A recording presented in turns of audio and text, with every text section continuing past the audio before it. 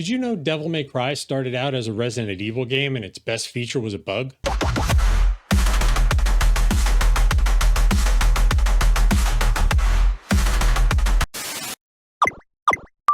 After Resident Evil 3 Nemesis, Capcom was looking to reinvent the series. And they asked Shinji Mikami, the creator of Resident Evil, and Hideki Kamiya, the director of Resident Evil 2, to push the game in a new direction for the PlayStation 2. Make the game more dynamic, give it some flair.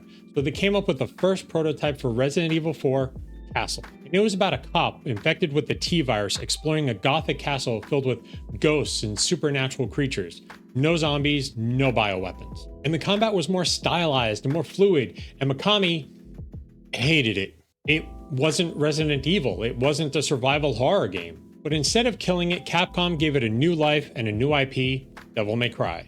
The cop became Dante, the castle became Mallet Island, and survival horror birthed a brand new genre, the style action game. What was Devil May Cry about? 2,000 years ago, the demon Sparta rebelled against his emperor Mundus and sealed the demon world away from the human world. But the seal is broken and Mundus is planning an invasion.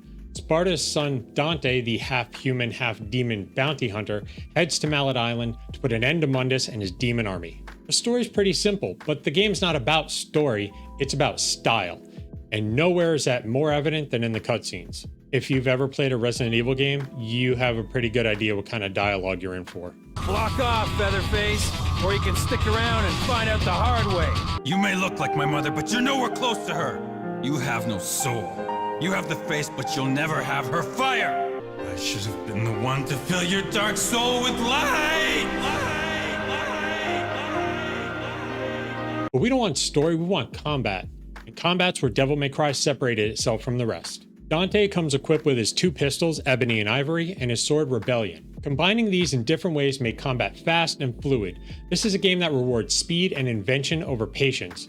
And I literally mean reward. Apparently Kamiya was a fan of Tony Hawk's Pro Skater and brought that same idea of rewarding combos over repetition to Devil May Cry. My only problem with the combat? The camera. Devil May Cry had the same fixed camera angles as Resident Evil games, which is fine in a slow-paced horror game, but in a fast-paced action game, you could be walking down a hallway that's full of enemies, but because you're walking towards the camera, you have no idea what you're walking into. Or you're trying to find a sigil you need to hit on a wall, but the camera's more interested in the giant blob monster in the middle of the room.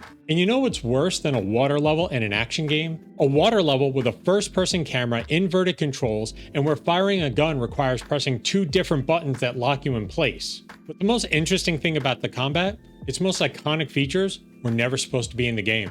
Everyone knows Devil May Cry for its enemy juggling.